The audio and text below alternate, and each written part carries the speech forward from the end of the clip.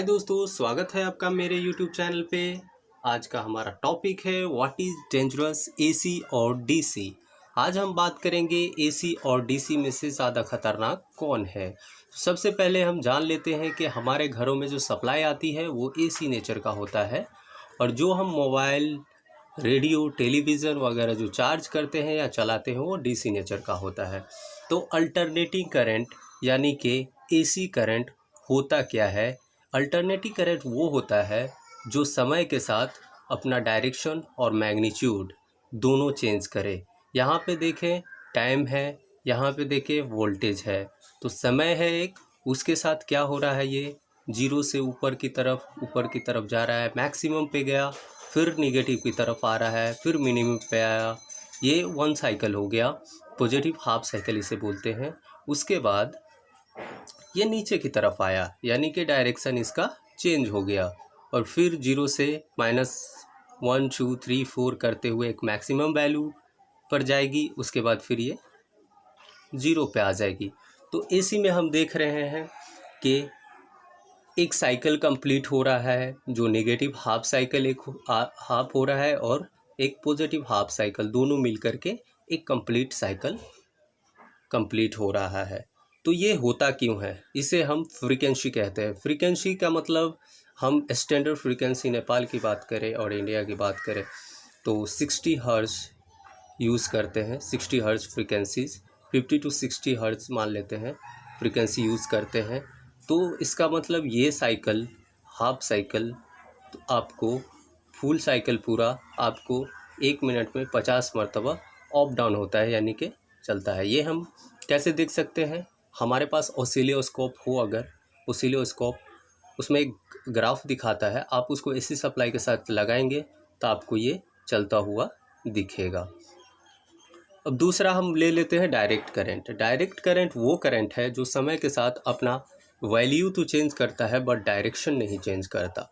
तो यहाँ पे देख लें एक स्ट्रेट लाइन, ये हमारा डीसी आउटपुट है। तो ये वैल्यू चेंज कर रहा है बट ये डायरेक्शन चेंज नहीं करेगा। वैल्यू कैसे चेंज कर रहा है? जैसे यहाँ पे हमारा 0 टाइम पे, 1 टाइम, 2 टाइम, 3 4 पे अलग अलग की वैल्यू है।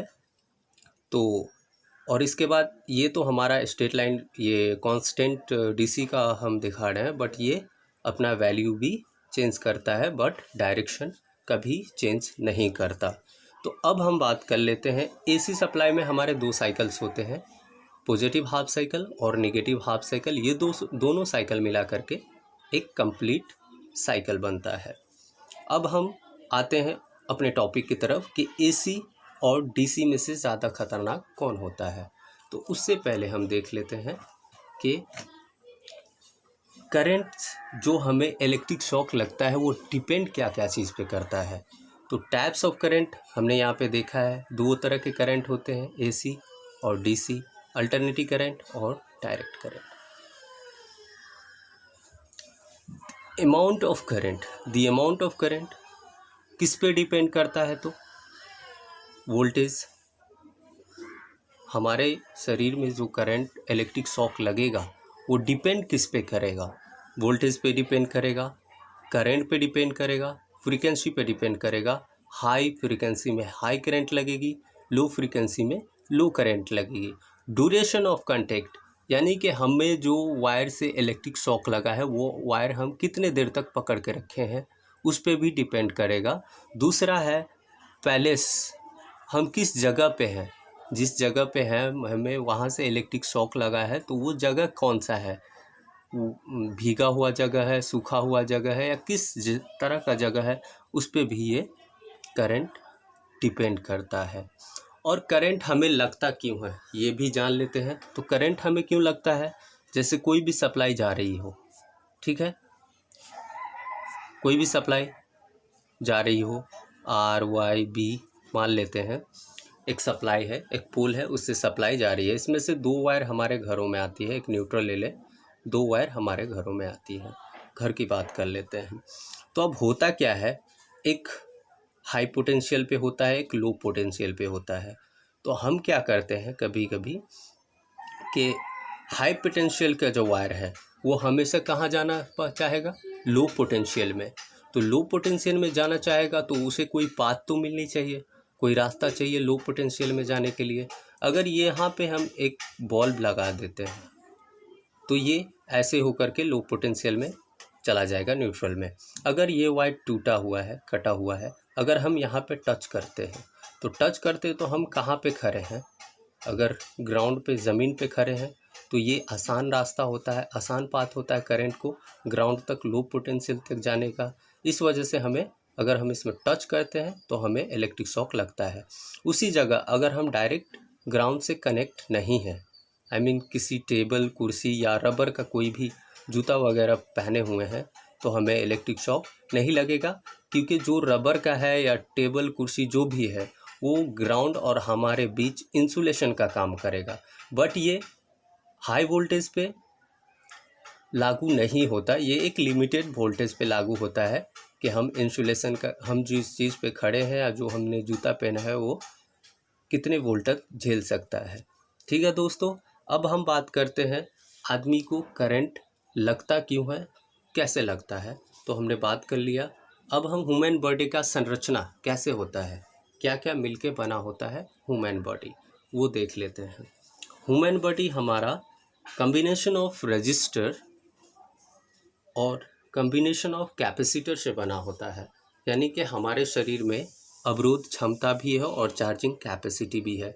जो हमारे ऑर्गन्स होते हैं वो कैपेसिटर, एज ए कैपेसिटर काम करते हैं। जो हमारे छाले होते हैं, चमड़ा होता है, गोश्त होते हैं, वो रजिस्टर का काम करता है।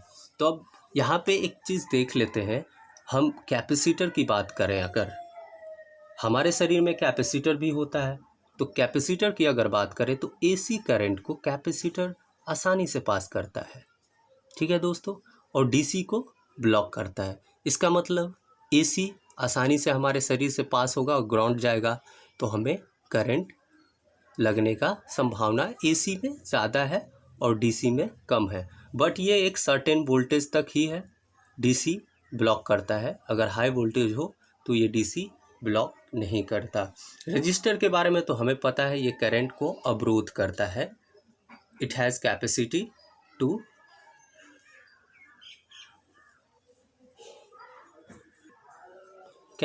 To oppose the current. ये सब हो गया एसी और डीसी के बारे में। अभी तक हमें पता चल गया होगा कि एसी ज़्यादा खतरनाक होता है और डीसी ज़्यादा खतरनाक होता है। अब हम एक दूसरी बात भी कर लेते हैं कि ज़्यादा खतरनाक होता क्या है। तो उसके लिए हम देखते हैं, एक फ्रीक्वेंसी है 50 हर्ट्ज़ की जो एसी में पाई जाती है, और डीसी में कोई फ्रीक्वेंसी नहीं होती। तो अगर हम एसी का वायर टच करते हैं, ये वायर हमारा एसी का, हम इसमें टच करते हैं, तो ये टच करने के बाद क्या होता है कि ये एक मरतबा पॉजिटिव में जाएगा, हमें पकड़ेगा, फिर निगेटिव में जाएगा, छोड़ेगा, फिर पकड़ेगा, फिर छोड़ेगा। तो एक तरह से झटका कांस्टेंट नहीं होता है, ये फिर छोड़ता है, फिर देता है, फिर छोड़ता है, फिर देता है, तो हमें झटका ज़्यादा लगता है इसमें।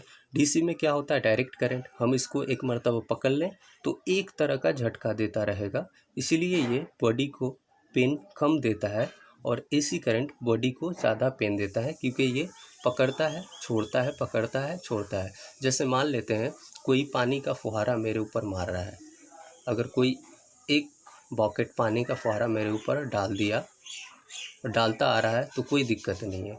बट कोई एक पॉकेट फिर डाला, फिर छोड़ दिया, फिर डाला, फिर छोड़ दिया, तो हमें ज़्यादा मुश्किल हो जाता है। अब हम बात करते हैं हमारा जो शरीर है वो कितने एसी करंट और डीसी करंट को सह सकता है। तो यहाँ पे एक चार्ट देख लेते हैं, शायद आपको समझने में आसानी हो। Body effect, main human, direct और 50 हर्ट्ज में जो एसी करंट है। मेन के लिए slight sensation felt and hurts, अगर हमें थोड़ा सा महसूस होता है कोई भी करंट एसी और डीसी हो तो डायरेक्ट करंट हमारे लिए, मेन के लिए 1.0 मिली एम्पियर और अल्टरनेटिव करंट 0.4 मिली एम्पियर, यानी कि 1 मिली एम्पियर हमें डीसी करंट महसूस होता है, उसी जगह 0.4 मिली एम्पियर हमें महसूस होता है, 1 एम्पियर हो तो फिर ज़्यादा हो जाएगा, स्लाइटली महसूस होता है कि हमें करंट लगा हो, तो उसके लिए डीसी का मात्रा ज़्यादा होनी चाहिए और एसी का कम होनी चाहिए। उसी तरह वुमेन के लिए 0.6 और 0.3, क्योंकि वुमेन का जो बॉडी का रेजिस्टेंस होता है वो कम होता है। अब बात कर लेते हैं हम कितने करंट तक सह सकते हैं। थ्रेशोल्ड पेन तो 5.2 हम डीसी में सह सकते हैं और 1.1 हम एसी में सह सकते हैं। तो यहाँ पे भी डीसी का मात्रा ज़्यादा है और एसी का कम है। उसी तरह वुमेन के लिए ले देते हैं 3.5 वो सह सकती है और 0.7 वो एसी में सह सकती है। पेनफुल बट वोल्टेटरी ऑर्गन कंट्रोल, बहुत ज़्यादा पेन होता है बट जो हमारे ऑर्गन्स होते हैं उसमें नुकसान नहीं होता है। उसके लिए डायरेक्ट करंट 62 मिली एम्पियर और एसी करंट 9 मिली एम्पियर, तो बहुत ज़्यादा फ़र्क हो जाता है। और वुमेन के लिए 41 मिली एम्पियर और हमारे लिए 6 मिली एम्पियर और 9 मिली एम्पियर और AC current 6 milli ampere. Painful to let go voice, इसमें क्या होता है मेन के लिए और वुमेन के लिए कि इसमें बहुत ज़्यादा आपको पेन होता है, मरने तक का संभावना होता है। तो हम ये डिफरेंस मात्र दिखा रहे हैं आप लोगों को कि एसी और डीसी में करंट लगने का डिफरेंस क्या है। तो इसमें हमें बहुत ज़्यादा करंट चाहिए करंट लगने के लिए और हमें नुकसान के लिए। बट अगर एसी की बात करें तो उसमें कम से कम करंट में हमारी जान जा सकती है, हमें नुकसान हो सकता है। बट अगर 500 मिली एम्पियर एसी करंट की बात करें तो उसमें हमारा सारा ऑर्गन्स डैमेज हो जाता है और हम मर सकते हैं। तो ये तो हो गए हमारे एसी और डीसी के करंट लगने के डिफरेंसेस। तो इसमें हमें पता चल गया होगा कि ज़्यादा खतरनाक होता कौन है। ज़्यादा खतरनाक हमारा एसी होता है ना कि डीसी। एसी इसलिए ख़तरनाक होता है कि इसमें फ्रीक्वेंसी पाई जाती है और फ्रीक्वेंसी करता क्या है, तो हमें करंट डायरेक्ट हमारे शरीर में देता नहीं है, वो देता है फिर छोड़ता है फिर देता है फिर छोड़ता है, इसलिए हमें इसमें ज़्यादा झटका महसूस होता है। ठीक है दोस्तों, आई होप आप लोगों को मेरा वीडियो पसंद आया हो। अगर आप लोगों को मेरा वीडियो पसंद आता है तो प्लीज़ मेरे चैनल को सब्सक्राइब करें। मिलते हैं आपसे अगले वीडियो में अगले टॉपिक के साथ। तब तक के लिए बाय बाय, टेक केयर।